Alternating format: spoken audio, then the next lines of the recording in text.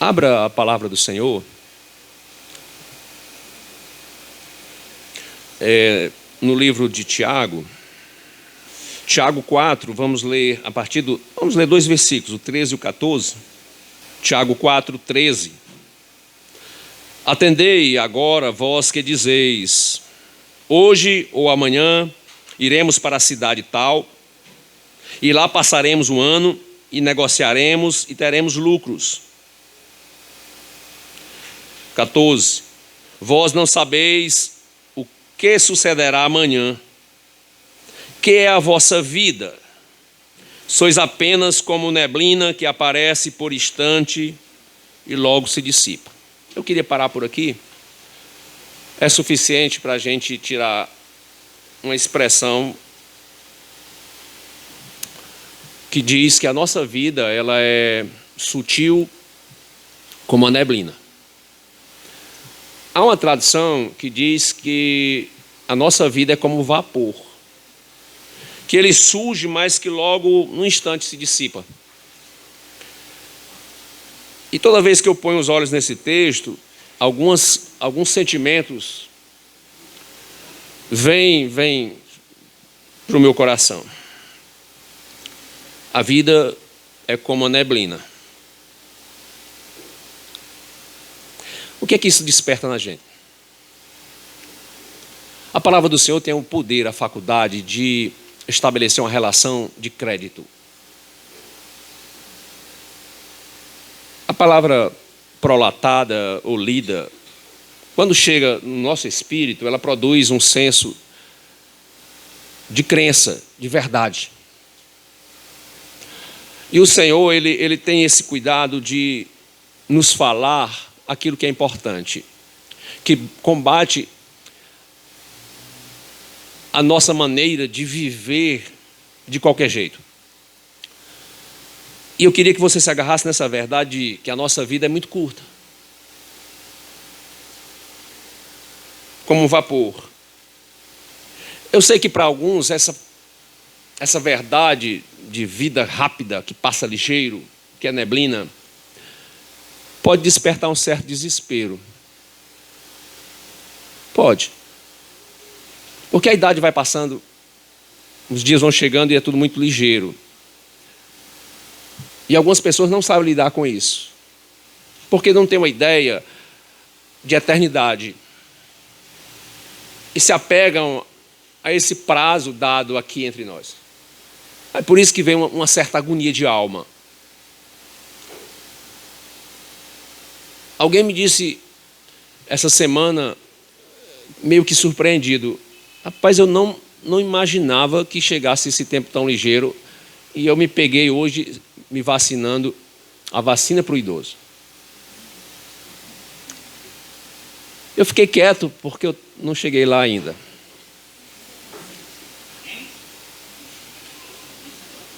Fiquei quieto.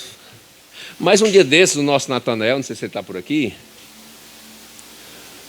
num repente que lhe é costumeiro, ele olhou para mim e eu reclamando de algumas coisas, ele disse assim: não, se preocupe não, fique alegre. Acho que foi de alguma dor que eu senti e reclamei da idade. Ele disse: não, fique animado, porque só faltam 2 anos para o senhor não pegar mais fila. Mas o fato que eu quero dizer é que a vida passa ligeirinha. Ela tem um tropel muito, muito rápido. Para uns bate o desespero. Para outros, uma certa pressa. Muito comum a pressa. Para mim, hoje, me deu esse senso de pressa, de urgência. Pessoas que, quando descobrem que a vida está passando, se apressam em fazer aquilo que não fizeram ainda. Dizem que as empresas que lidam com turismo faturam muito alto com as viagens e os passeios do pessoal da terceira idade. Porque as pessoas passam a vida inteira lutando, correndo, criando filhos, depois criam os netos, e quando os netos crescem, aí é que despertam assim: vamos fazer alguma coisa. E aí vão fazer o que não fizeram ainda, começam a viajar, encher os hotéis, os aeroportos. Há uma pressa mesmo. Mas a pressa talvez não seja tão especial porque é comum a todos. O que eu queria falar hoje é de uns sentimentos que despertam a gente como igreja. Gente que crê de verdade em Cristo. Isso aqui que nos interessa para hoje. Hoje eu me peguei pensando assim, a gente como igreja precisa causar uma revolução. Senão a gente vai viver igual a todo mundo, em todo lugar. Hoje, e aqui quando eu cheguei, as palavras estavam direcionadas a isso. Vida verdadeira, vida no Espírito, vida sem mentira, vida avivada, vida de poder, vida de oração, vida de alegria no Espírito de Deus. Eu ouvi tudo isso aqui hoje. E eu penso, e eu queria colocar para os irmãos, que a gente precisa ter esse cuidado de dar lugar e vazão ao sentimento e ter uma vida de capricho. Uma vida feita com mais excelência, vivida com mais excelência. Já que é como neblina e vapor que se dissipam, a vida precisa ser vivida com mais cuidado. E isso imprime na gente uma atenção diária. Porque todo dia tem a sua especialidade. É importante demais. Há algo para se fazer, há algo para se enaltecer a Deus através do nosso viver. Porque viver com capricho é viver sob cuidado, sob atenção. É uma vida que, de certa forma, nos acalma e nos apressa. É uma vida que nos faz aguardar o único prognóstico que não vai falhar. Aguardar um prognóstico que não falha. Os homens fazem prognósticos. Falam de chuva, de escassez de chuva. Vez por outra, erram. Porque o satélite bate foto da nuvem e todo mundo diz, vai chover. Mas de repente vem um vento e sopra e as nuvens saem e não chove naquele lugar que foi prognosticado. Os prognósticos humanos falham. São muitos. E às vezes os nossos sonhos também viram prognósticos. Mas há um prognóstico que não falha, que é o que a palavra insiste em nos dizer. Aguarde com excelência e capricho, porque eu vou voltar. Está aí uma profecia que não falha. Porque ela tem a assinatura de Deus. O Senhor lançou essa verdade que nos corações crentes viram realidade, que Jesus tem o tempo da sua volta. Isaías ele foi acobertado por um sentimento urgente do nascimento do Filho de Deus. E ele não conseguiu ficar parado, e depois de ter a sua vida transformada, ele consegue fazer com que as palavras de Deus que entraram no seu coração pelo Espírito Santo saíssem por sua boca em forma de profecia e alcançasse a gente. E ele anuncia que o menino vai nascer. O Filho de Deus vai nos ser entregue. E quem além dele creu nisso? Quem se preparou? Quem deu urgência? Quem caprichou na vida? E aí o Senhor, não outro, mas ele próprio diz várias vezes. Em Apocalipse, ele diz assim, eu venho sem demora. Eu acho isso tremendo. Porque só quem pode capturar essa verdade é quem crê. Eu venho sem demora, e bem-aventurado aquele que vive por essa palavra. Que crê nas palavras dessa profecia, nas profecias desse livro, é bem-aventurado. Ele diz, bem-aventurado, porque eu venho sem demora e eu trago o galardão que vai retribuir a todo aquele que tiver boas obras. Eu vou recompensar. Então a gente como igreja, diante dessa vida que passa ligeira, a gente tem esse sentimento que nos aquieta, que nos faz aguardar. E isso é tão poderoso que tira da gente toda invasão de sofrimento. Porque as pessoas, quando sofrem de angústia e ansiedade, é porque elas não sabem o que vai acontecer, estão com medo de não ter potência para resolver suas próprias causas e ficam ansiosas. Mas lá no fundo da sua alma, no leito do Espírito Santo, ele traz uma calmaria a essa tempestade toda, porque tudo se aquieta diante de uma realidade que o Senhor é governador do mundo e que Ele está voltando. Eis que eu venho sem demora. Aí, isso acaba com a ansiedade.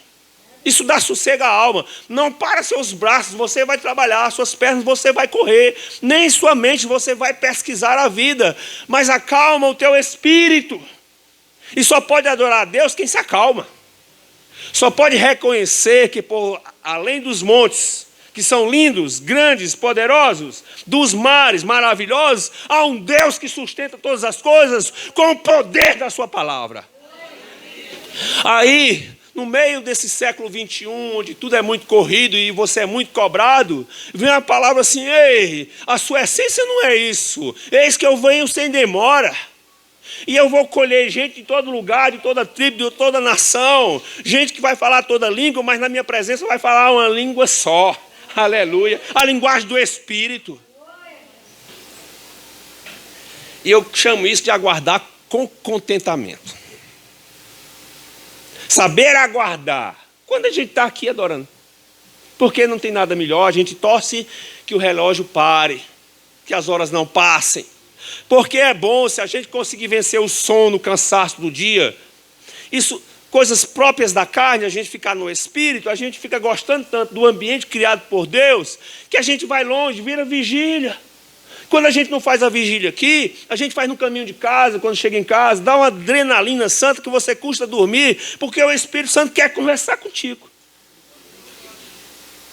Pois bem, eu chamo isso de saber aguardar as promessas de Deus com contentamento, porque nesse ambiente aqui, você sorri, mas lá fora, depois dos muros, no confronto da vida, é preciso você ir mais longe, pisar mais fundo e ficar contente em toda e qualquer situação. Porque nada pode tirar de você o amor que foi derramado. E o Espírito Santo testemunha no seu peito que você é filho de Deus. Quem vai arrancar isso? Quem instará condenação àqueles que foram lavados? Pois bem, é isso que tem como arma maior para nós respondermos às pelejas da vida. Paulo aprendeu isso muito bem e derrama sobre nós. Eu aprendi a viver contente o tempo todo, em qualquer situação. Porque há uma palavra maior que paira sobre a nossa vida. Você está lutando, você está enfrentando doença, enfermidade, dificuldade, qualquer tipo de luta, mas há uma bandeira maior sobre você. Ei, eu estou com você, jamais vou te deixar só. Eu sou o teu Deus, bem-aventurado aquele que tem prazer na minha palavra e medita dia e de noite. Será como a árvore bem frondosa, frutífera, que dará o seu fruto na estação apropriada. E aí você começa a cogitar de uma realidade que o homem não pode construir, porque um é a criação de Deus, o mundo criado por Deus. Hoje alguém estava dizendo pelo rádio, eu ouvindo, que o mundo, há uma perfeição no mundo, na criação, tantas galáxias. A gente conhece muito pouco, a Terra vive dentro de uma delas. Há tantos sóis, tantas maravilhas, e a gente não sabe de nada sobre isso, porque nós somos fechados muito aqui em nós mesmos. O mundo, para nós, nem interessa ser grande, porque às vezes a gente encolhe esse mundo como se fosse só eu e eu. É preciso que a gente comece a pesquisar de novo promessas de Deus em relação à sua vida, sim, mas o que Deus quer através de você, quem você é no reino, na seara, que vai conseguir ver os campos branqueados pela glória de Deus. A gente precisa ser contente, não só porque há um agrado da vida, mas porque a gente é salvo. Contente porque você não é daqui. Contente porque milagrosamente a cruz sombreou a sua vida e você foi salvo. Contente porque milagrosamente o Espírito Santo te empurrou em direção ao Salvador, Cristo Jesus, nosso Senhor. E pelo sangue dele você foi absolvido, você foi julgado instantaneamente e tido como inocente, porque a culpa sua foi arrancada de você e posta sobre ele. E agora você pode ser livre pelo poder do seu sangue para viver a vida decentemente como ele estabeleceu. Pois bem, a gente precisa viver no padrão onde a ansiedade não nos pega. Pode tentar pegar, mas não pega, porque você lembra que há uma palavra que aniquila o impossível. Puxa vida, olhe para um lado, olhe para o outro e você vai ver impossíveis vencidos. Nós somos frutos de milagres poderosos do Senhor. Gente que não deveria, gente que não poderia estar aqui, impossível de estar aqui, gente impossível de crer, de estar no Evangelho, gente que o mundo não apostava, nem você apostava, e de repente o Espírito Santo tramou, arranjou um jeito, fez, te chamou a atenção, e você foi tocado pelo poder da palavra, flecha certeira no coração do homem, e de repente aquela muralha fria e inimiga, que trazia inimizade entre você e Deus, ruiu pelo poder de uma palavra simples, profetizada por alguém com amor e fé. Meu Deus, gente que a angústia dura, onde a angústia dura pouco. A gente passa por pelejas. Davi também enfrentou Golias, mas a angústia não tem lugar, não tem raiz. Não tem raiz porque a palavra é o teu terreno, é o teu ambiente, é o teu habitat, é o teu jardim, a palavra de Deus. Nós precisamos ressuscitar o poder da palavra na vida da igreja, de cada um. A palavra é o seu mote de vida, é sua fonte de inspiração. A palavra é luz que mostra caminho, é ela que mexe no trinco da porta. Abre porta, escancara portão, porque aqui vai passar um filho de Deus. A palavra precisa ser agora a nossa flecha, a nossa lança, o nosso escudo, o nosso remédio, a nossa cobertura, o nosso teto, o nosso chão, o nosso ir, o nosso vir, deitar, levantar. A palavra do Senhor tem que fazer barulho de novo em nossa alma, não só nos ouvidos, nos olhos, não, é na alma, é no espírito. Ei, levanta, Ezequiel, porque o Senhor vai falar contigo. Paulo diz isso. Paulo é um cara também do impossível. Não poderia alguém tão religioso, tão apegado, tão cheio de cargos e funções na sua religião, convicto, perseguidor da igreja porque era novidade, era seita, combatia a sua fé, então estava errado e ele o certo. E ele com essa força e fúria, diz a palavra, ele perseguia os cristãos. Era o mesmo espírito que persegue você hoje em dia. E de repente este homem, ele tem um encontro com o Senhor, o Espírito Santo ocasionou algo especial, e ele tem um encontro com Jesus e a sua vida muda. Ele perde o que tinha de melhor, é a sua visão, o seu jeito de enxergar o mundo. Fica cego, a sua autossuficiência cede lugar agora para uma mão que lhe conduz. Ei, Paulo, é por aqui, é por ali. Ei, eu vou dizer para onde é que você tem que ir. Então ele começa a entender o que é o mistério de ser conduzido. Ei, crente não é independente, crente tem um cordão umbilical, ele é conduzido pelo Espírito Santo de Deus. Baixa a crista, curva a cabeça, levanta as mãos para os céus, porque o Senhor é que lhe diz onde e como você deve ir. Aleluia. Paulo dizia assim, no auge da sua conversão, ele dizia assim, eu vivo de qualquer jeito. Ninguém me aperreia mais. Se eu tenho pouco, estou feliz. Se estou na abundância, também estou feliz. Eu quero isso para mim, você não quer para você, não? Porque o Senhor permite uma agenda diferenciada. Tem dia que sobra, tem dia que falta, que está pouco. Mas você mantém uma coisa como um rio que não se acaba, perene ali, por uma comporta que controla o fluxo da água, a unção do Espírito Santo sobre você, que ele confessa. Fica calmo, porque o Senhor está trabalhando. Você está parado? Não, você está orando, está confiando, e o Senhor está trabalhando. Há ordens ao teu respeito no céu. Aleluia. Eu sinto um fluxo da glória do Senhor aqui. Aleluia, que saudade daqui. Paulo dizia assim, gente, nada me impressiona nessa vida. E a gente se impressiona muito, não é? A gente se impressiona com a esperteza, com as belezas, com as invenções dos homens. A gente se impressiona às vezes, esquecendo de olhar para algo que é muito maior que a glória de Deus. E ele dizia assim, gente, eu não tenho medo nem de morrer. Porque morrer para mim é lucro. O meu viver é Cristo. Agora não mais eu, mas é Cristo que tomou conta da minha vida, Ele vive em mim. Gente, eu pego isso para mim, você pega para você. No mundo que a gente se apega a tanta coisa e assume estilos de vida tão parecidos com todos, aí o Senhor disse, o meu viver, através de Paulo, o meu viver é Cristo. É Cristo na minha vida, exalando um doce perfume pelas ruas dessa cidade. Ele diz também assim, por conta de Cristo, do amor de Cristo, que é o meu tesouro maior, eu renuncio a tudo. Há tesouros importantes nessa vida. E Paulo, destemidamente, dizia assim, eu renuncio a tudo pelo amor de Cristo. Talvez você, nesta noite, deva reaver essa questão.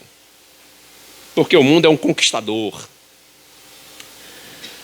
que lança tentações e desperta paixões.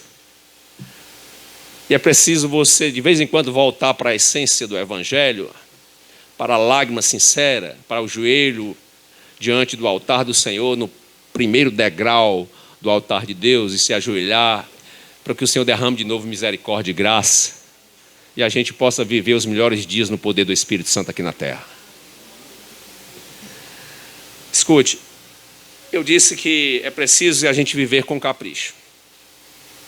Porque se a gente não tiver uma intenção de pesquisar as coisas de Deus, de avançar no conhecimento, conhecendo e continuando a conhecer ao Senhor, de buscar os seus segredos, que deixam de sê-los, quando você abre o coração e o Senhor mostra, o Senhor não faz nada nessa terra antes de revelá-las aos seus profetas.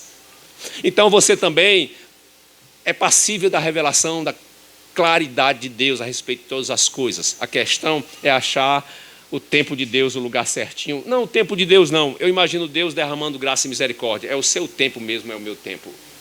Porque quando a gente busca com todo o coração e todo o entendimento, o Senhor se deixa achar. Você dá um passo em direção a Ele e Ele caminha em sua direção. Ele faz da sua vida o que o pai fez com o filho pródigo. Ele vai ao seu encontro, Ele celebra com você, mata um novilho mais gordo, põe um anel no seu dedo e uma sandália nos seus pés. É um Deus de misericórdia e graça que abraça a toda a humanidade.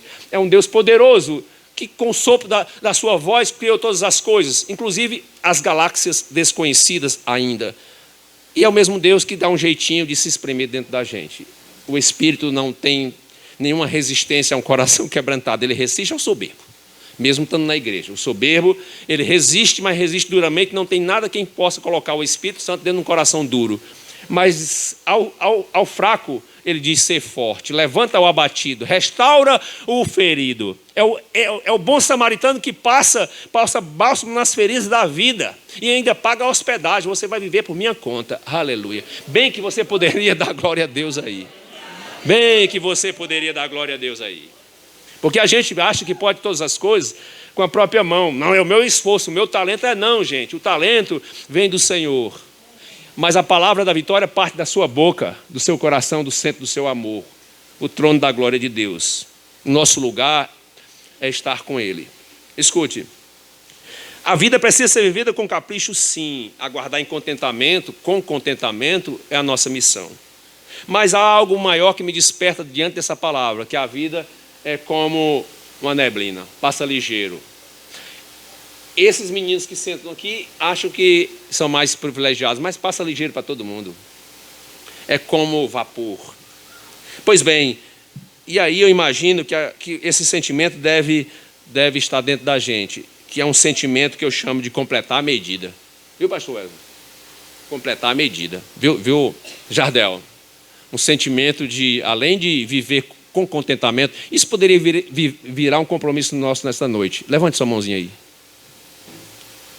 Diga assim: eu preciso aprender a viver, a guardar com contentamento e alegria.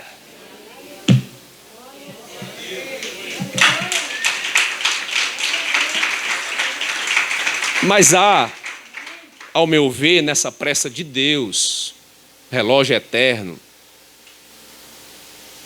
uma necessidade que a gente precisa trazer para dentro do peito, que é um sentimento, uma vontade forte de completar a medida. A nossa medida. Porque a gente lida nesse mundo com uma força contrária que nos força a uma espécie de acomodação. Exagero ao dizer que às vezes você não tem nada. Eu não tenho nada. E quando as coisas começam a chegar, o que chega já chama atenção, e há uma força muito forte ante Deus que lhe tenta conquistar a acomodação. Isso vale para a vida material, profissional, familiar, e vale também principalmente para a vida espiritual. Parar com você. E quando eu vejo que a vida não está sob o nosso governo e que é ligeira demais, vem essa ideia de que nós precisamos completar essa medida. Porque o Espírito Santo, que eu disse na introdução, que geme por sua criação, ele geme por sua vida em plenitude. todos os dons e talentos disponíveis para Deus usar, todas as vocações. E quando o Senhor conseguir avivar cada um, Ele vai ajuntar todos em um, para que esse corpo seja a arma mais poderosa do céu aqui na terra. É uma verdadeira embaixada, onde há uma língua própria. Em redor, tudo diferente. É como uma embaixada em terra estranha. Tudo diferente, mas lá dentro o que se vive é a cultura daquele país original daquela embaixada. A gente está no mundo, mas a nossa cultura é do céu. E no céu, a matéria-prima é a palavra de Deus, que é a verdade. A matéria-prima não é ouro nem prata, mas é a palavra que vem a esse mundo através de um canal chamado fé. A fé é como um canal que precisa ser desobstruído para a promessa do Senhor escorrer sobre aqui. Eu queria nesta noite dizer aquilo que Paulo diz em Romanos. A gente precisa ser avivado. A gente precisa ter um coração disponível para Deus fazer suas maravilhas. É preciso que a gente recupere algumas coisas perdidas. Porque nessa vida a gente vai caminhando e as moedas vão caindo do bolso. Enquanto moedas, tudo bem, lá na frente você recupera. Mas às vezes a gente deixa escapar aquilo que é dom de Deus, que é vocação. A gente deixa escapar aquilo que é propósito de Deus. A gente confunde as coisas. Os nossos projetos são feitos de forma apressada e com muito interesse. As coisas de Deus às vezes são deixadas em segundo plano. E a gente vai perdendo a essência. E daqui a pouco você procura onde está a unção do meu Deus e você tem que fingir que tem unção porque não, ela foi embora, escorreu. Mas o Deus é tão misericordioso, não é que a unção saiu, fugiu, é que ela se escondeu por trás do descaso. Ela ficou por trás da pedra da negligência. Mas basta você se ajoelhar e bradar: filho de Davi, tem misericórdia de mim, que a vista volta, que a hemorragia para, que o leproso é limpo e que tudo volta a ser. E olhe lá se a glória da segunda casa não for maior do que a primeira. Então, eu queria trazer esse grito: complete a carreira, complete a medida, complete a medida. Domingo passado aqui, eu vi...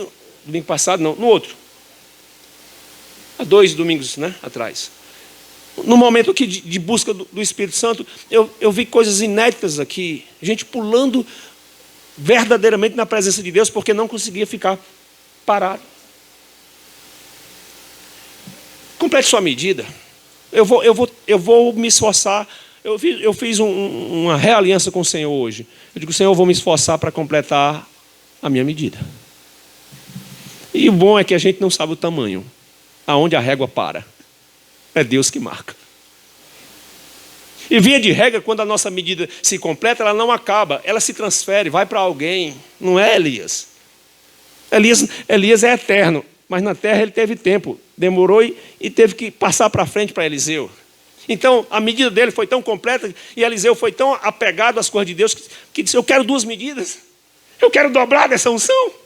E não é uma ambição santa de ter um sentimento de ter mais de Deus para fazer mais para Deus. Diga comigo: ter mais de Deus para fazer mais para Deus. Aleluia.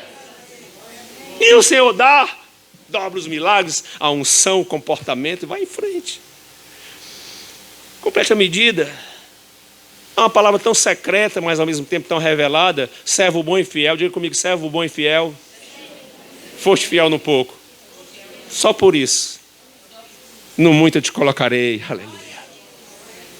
Dai, dá-se-vos-á. Você dá e o Senhor te entrega de volta uma medida transbordante, recalcada e sacudida. Deus que não tem limite. Quem limita é o homem. Davi era pequeno, mas a fé dele era grande, não cabia dentro dele. Nem na armadura de Saul, que ele era grande e frouxa, caberia o propósito de Deus. Sai para lá, Saul, é a vez de Davi. O Senhor está dizendo: ei, meu filho, é a sua vez. O seu tempo de existência pode ser um vapor aqui na terra, mas é eterno para mim. É a tua vez aqui. Aleluia. Fiel no pouco, fiel no muito. E o segredo é que ninguém chega na fidelidade do muito sem passar pela fidelidade do pouco. Não se chega no final da escada sem começar rastejando. Embaixo, no primeiro degrau, o que parece pouco para você é o muito de Deus. Porque Deus não tem escada, para Ele tudo é igual. Não tem tempo, é fora de tempo. Deus é o Senhor do tempo. Termino a nossa reflexão para a gente orar. Eu preciso orar, você precisa orar. Nesse senso de fidelidade. Gente, fidelidade aqui não é sinônimo de religiosidade. Fidelidade não é você se vestir apropriadamente para ir em um culto e pôr uma Bíblia comprada na casa da Bíblia, bem bonita, para a igreja. Não, não. A fidelidade aqui é em relação à medida da tua unção. É ser fiel ao propósito de Deus na sua vida. É o que dá razão ao choro da maternidade que inaugurou a sua vida. Eu me preocupo com isso. Eu saí de um lugar improvável, lá das beiradas do Rio Choró, e vim para cá e eu trouxe comigo um propósito. E eu estou tentando me encaixar dentro desse propósito e completar essa medida. Eu quero lhe desafiar também a fazer isso. Não importa o que fica para trás, de onde saiu. Não importa se aquela mulher samaritana que estava na beira do poço de Jacó tivesse uma vida desregrada, descontrolada. Criação do homem, um mundo do homem, realidade do homem, ofertado para ela na vitrine da vida, e ela se viu dentro daquela realidade que não era de Deus. Um dia ela se encontra com Jesus, e Jesus põe as coisas no lugar e começa pondo dentro do coração dela. Ei, você é o Messias? Eu sou o Messias. E ela sai, larga o cântaro na beira do poço de Jacó, que ela ia tão fielmente todo dia naquele poço. Agora ela larga o cântaro, corre para a cidade e diz: eu achei aquele que é o Messias, e eu preciso saber aonde eu posso adorá-lo. Aleluia. É isso. Você já achou? Bata a mão no peito e diga: eu já achei. Ou se alegre, cante, dance, libere a unção, porque você já achou. O melhor de Deus não está por vir. O melhor de Deus já aconteceu aí na sua vida. Aleluia. Dentro desse aspecto de completar a medida, cumprir missão, eu queria falar só duas coisas. Uma é que às vezes você precisa fazer o que nunca fez para completar a medida. Vamos chamar isso de alcançar o inédito, o improvável. Porque a gente tem a mania de fazer o que já sabe fazer. Todo mundo sabe disso. A gente já vai adotando culturalmente um jeito de ser, e só cabe aquela nossa verdade. Ai do que for fora daquela verdade e contrariar aquela verdade. E às vezes vem do Espírito Santo de Deus, mas não cabe no seu dicionário, porque você já aprendeu assim. A grande dificuldade dos judeus, eles queriam servir a Deus, mas do jeito deles. E Jesus chamou para o canto e disse: não é assim. É em espírito e em verdade. Não é por fora, é por dentro. Então é preciso que você tenha coragem para alcançar o inédito. Eu vou citar aqui porque eu achei bonito. Eu vi a irmã Socorro pulando aqui, me disse: domingo, de alegria, não é de alegria, irmã? É inédito, é algo novo. É um padrão mais elevado. Olhe para o lado aí e diga assim: dê um jeito de completar a sua medida. Ore mais, diga: ore mais. Busque mais. Complete sua medida. Diga para ele assim: é tudo que você precisa, é da medida de Deus completa na sua vida. Alcançar o inédito. Josué recebeu de Moisés uma tarefa linda, e era grande, conduzindo milhões de pessoas. Josué recebe uma igreja de milhões nas mãos. Então, havia uma tentação de se acomodar. E Deus pôs na sua alma a inquietação não só de conduzir aquele povo e receber os louros dessa vitória, mas ele tinha uma missão mais na frente. A medida estava quase completa, mas ele precisava tomar posse. A igreja estava caminhando e era preciso que tomasse posse de uma terra nova, a Canaã. E ele vai. E o Senhor disse só assim: o Senhor não lhe deu arma, não lhe deu dinheiro, só disse assim: eu te dou um livro da lei. Não se aparte dele. Não saia da linha da minha palavra e da minha promessa. E aonde você pôr o teu pezinho, a planta do teu pé, tudo será teu. É consagrado. Que tal a gente retornar para essa vida onde o que a gente toca, o que a gente faz, o que a gente pensa é consagrado?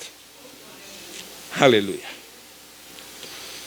E aí ele se lança ao improvável, que é derrotar os inimigos maiores, mais ferozes, mais armados. E ele vai. Os seus colegas disseram assim: Josué, não adianta. Tudo está bem direitinho, a promessa é boa, a terra é boa. É do jeito que está dentro da promessa, no bojo da promessa.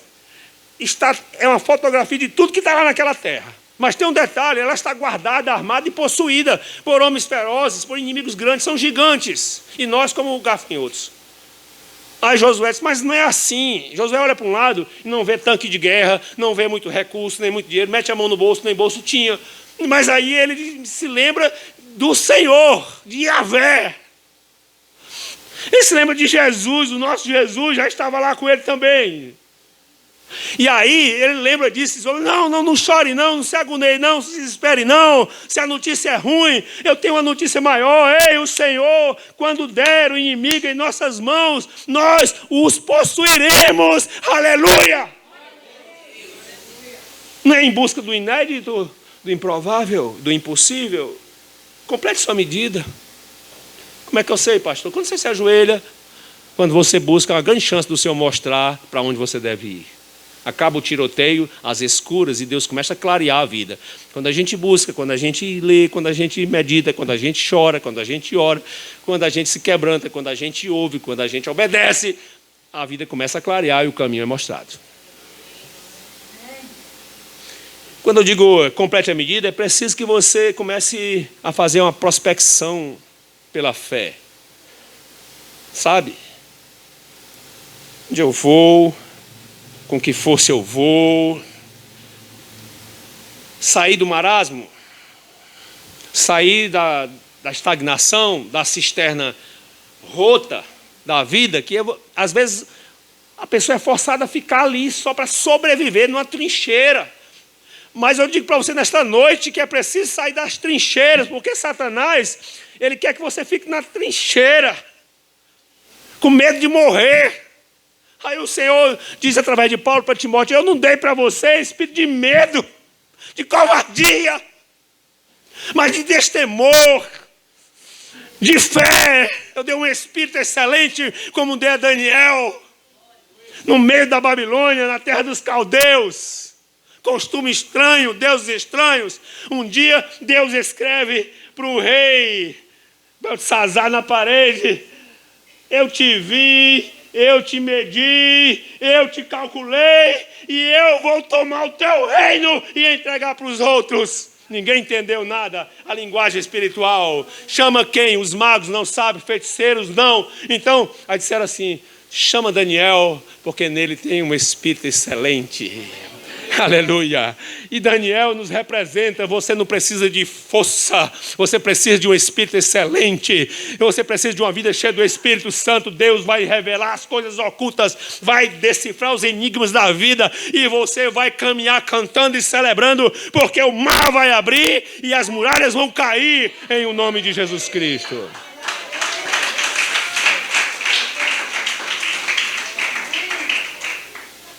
Dentro desse pontinho de completar a medida, eu só queria dizer por último, para a gente orar. Além de você conquistar o inédito, as coisas que você não tem ainda, essa aqui merece uma pregação, pastor, você desenvolve para mim. É preciso a gente ter coragem para reconquistar as coisas perdidas. E não venha só com coisas. Eu estou falando de talentos, dons, bênçãos de Deus que se perderam na estrada. É preciso você reconquistar, porque o teu alfoge pode estar seco das coisas da terra. Não leve nada não, mas o teu coração deve estar cheio das coisas de Deus. Recupere aquilo que foi perdido. Quem está disposto nesta noite? Eu estou. Coisas perdidas, sabe? Que a gente não deu a atenção, o cuidado devido. O inimigo veio, tirou.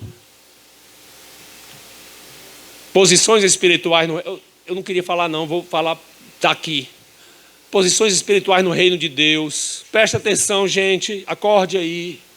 Recupere a posição que Deus lhe deu no reino espiritual, porque a partir dele você vai conquistar uma posição no reino da terra. Eu estou vendo com muita alegria o Senhor fazendo pessoas recuperar coisas perdidas aqui. Eu não quero ficar fora disso não, irmãos. Eu tenho coisas para recuperar também. Muitas. Todo dia eu digo, Senhor, perdoa essa negligência. De não perceber, de tão preocupado com outras coisas, de não perceber o tesouro que são as tuas coisas. A gente corre um risco de chegar lá na frente, lá no pico do Everest, mas mais pobre do que começou a jornada, porque perdeu muito. Quando Paulo diz assim: eu combati o bom combate, completei a carreira e guardei a minha fé. Eu acho que ele fez a mesma avaliação. Senhor, eu consegui juntar tudo que eu perdi, recuperei.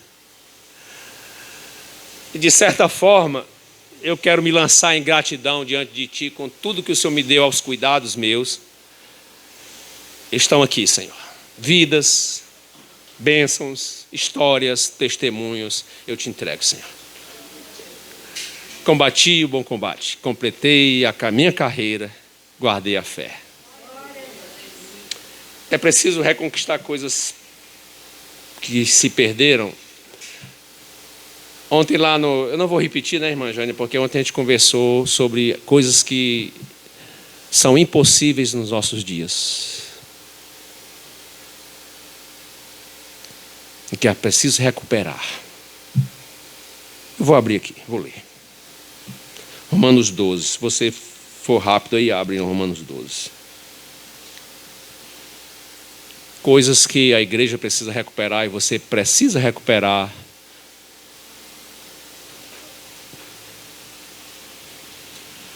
Para completar a sua carreira com decência e alegria.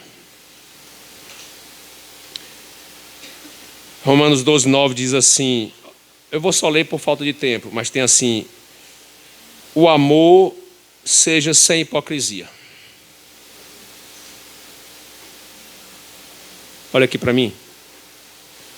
Você tem alguma coisa para recuperar nessa área? Porque a gente vive num ambiente ambiente que eu digo mundo, tão cheio de falsidades, de relacionamentos superficiais, e o Senhor está dizendo assim, o amor que seja verdadeiro. Eu estava conversando com a irmã Jane, irmã Eugênio, irmã Nira ontem. Amor é uma palavra notável, e aqui nos mostra que é possível um sentimento parecido com amor, sem ser amor verdadeiro. E é preciso que você recupere esse amor verdadeiro no lidar com Deus e no lidar com as pessoas. É difícil? É. Porque a gente vive uma espécie de reação ao que fazem com a gente. Aí você não se vê mais hoje como crente desse tempo, de viver uma vida nesse padrão aqui, porque depende da reação das pessoas que estão lá. Mas o Evangelho é exatamente arrancar a gente para fora de um mundo e nos colocar no reino de Deus, e o meu e o seu comportamento tem que ser no padrão do céu e não da terra. Eu estou falando para um povo que vai morar no céu. O amor seja sem hipocrisia. Vamos completar essa medida. Outra, detestai o mal. É um nível de não tolerância ao mal. Mal visível, que a gente vê assim na janela da vida, diante dos olhos. Mal, isso é mal. Tem a mão do diabo nisso. Mas é preciso que a gente chegue ao nível de rejeição, de detestar, de não se ver junto, de não participar, de não comungar. Que nível, né? Nós estamos recuperando coisas perdidas. Porque a vida nos abraça com tantas situações, daqui a pouco está todo mundo igual, vestindo igual. Por que determinadas coisas fazem tanto sucesso? Porque os gostos ficaram muito parecidos. Quem gosta de Coca-Cola gosta no mundo inteiro. Você nem conhece, mas há uma coisa que lhe une. E o Senhor está pedindo assim: se aparte do mal. Olhe para mim. Que tal a gente se voltar para o caminho da recuperação da pureza que vem da presença de Jesus em nossas vidas. Não tenha medo de ser puro, não. Porque o mundo é maldoso, maldizente, maledicente, não é? Cheio de artimanhas, arapucas e mentiras, relacionamentos mentirosos, enganos. O cara mente para vender, o outro mente para comprar. Um mente que paga o salário, outro mente que está trabalhando. É um engano só. Exagero, claro. Que tal recuperar a pureza da verdade, mesmo que seja mais difícil o trato com a verdade? Nós estamos recuperando coisas perdidas. Amém? Para que a nossa medida se complete. Ou você acha que o Espírito Santo não vai esperar que a gente cumpra essas medidas para ele entrar assim e encher nossos corações? Porque quando Jesus esteve com o publicano e o judeu que oravam, e o judeu faz uma oração falando dele, lembra disso no domingo passado? Senhor, me abençoe porque eu sou um bom homem, dou o dízimo, a oferta, faço o bem. E essa foi a sua oração? O mundo é assim. Aí o publicano se ajoelha, se dobra e diz, Senhor, tem misericórdia de mim, pobre pecador. Sê propício a mim, Senhor. Aí Jesus arremata e diz assim, esse aí conquistou o meu coração, porque ele foi verdadeiro. Ou você acha que o Espírito Santo se engana com as pessoas hoje ainda? Nós estamos buscando uma medida completa do poder de Deus. Recuperando as coisas perdidas no caminhar da vida. Vamos lá, posso ir em frente? Detestai o mal e se apegue ao bem. Vá em frente, tenha coragem, tenha bom ânimo. Se apegue ao que é bem, o que é bom, o que é certo. Amém, gente? 10, tem assim, amai-vos, essa é tremenda. Amai-vos cordialmente uns aos outros com amor fraternal. Olhe para o lado. Você vai olhar para sua esposa, para o seu esposo, é fácil, mas olha para o outro também. Amai-vos uns aos outros. Nós estamos recuperando as coisas perdidas. Dentro da igreja nós temos que quebrar esses estigmas. Quebrar esses paradigmas do mundo. Aqui está falando de amor verdadeiro, sem hipocrisia. Está falando de gente que detesta o mal, que não aguenta ficar perto do mal. E gente que se apega ao bem, gente que ama o outro de verdade. Essa igreja que conseguir esse padrão será poderosa em Cristo. Preferindo, olha o final. Ame com amor fraternal, preferindo-vos em honra uns aos outros. Ou seja, na fila da vida você vai pôr o outro na sua frente. Nós estamos recuperando as coisas que caíram pelo caminho. Amém, gente? Porque você fazendo isso, o Senhor vai te honrar. A pressa vai acabar, porque aos seus, eu vou parar por aqui, o Senhor dá até quando estão dormindo. Amém, gente? Talvez você sinta o gemido do Espírito Santo em restaurar a sua criação, e começa na gente. Os montes, os mares serão restaurados, mas o Senhor começa na gente. Pastor Wesley, temos alguma música aí? Quem sente o poder do Espírito Santo aqui nesta noite? Vá preparando seu coração aí. Porque hoje eu fiz uma pergunta ao Senhor. Eu disse, Senhor, como nós vamos conseguir isso? Detestar o mal, amar com amor verdadeiro. Se não é a nossa essência. Se nós aprendemos diferente. Herdamos diferente. Como é que a gente vai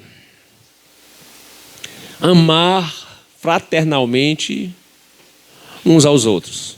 O Senhor me deu a resposta. E eu passo para você. Só é possível de um jeito. Se você deixar o Espírito Santo encher sua vida.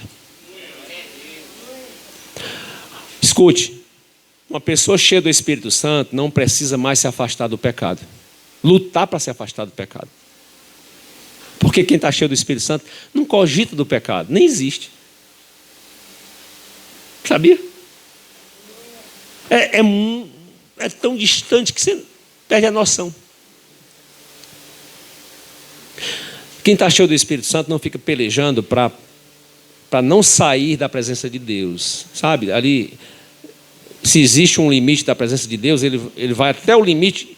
E quando um pé vai pisar do lado de fora, ele fica: Senhor, me livra, não deixe eu sair. Não. Quem está cheio do Espírito Santo não convive com as orlas. É lá no centro da vontade de Deus facilmente.